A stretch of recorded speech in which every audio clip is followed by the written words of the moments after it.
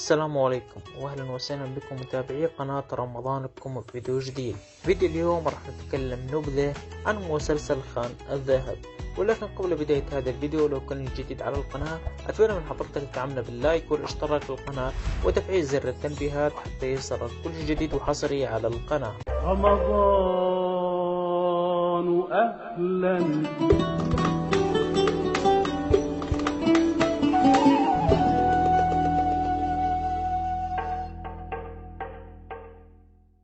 حلقتنا اليوم راح نتكلم شوية عن مسلسل خان الذهب. مسلسل خان الذهب هو عمل درامي عراقي مشوق يعرض ضمن الموسم الرمضاني 2023 على منصة شاهد. قصة مسلسل خان الذهب تدور الأحداث مسلسل خان الذهب في إطار اجتماعي حول عائلتين معروفتين بالتجارة وتحدث بينهم المشاكل السرية.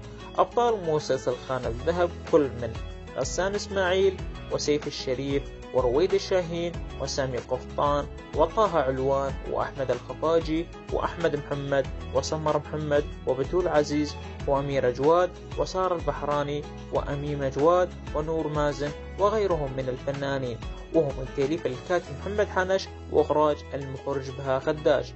المسلسل من إنتاج قناة MBC العراق، وراح يعرض على شاشة MBC العراق وأيضا على منصة شاهد، وأيضا إحنا إن شاء الله راح نعرضها لكم على قناتنا على التليجرام إن شاء الله.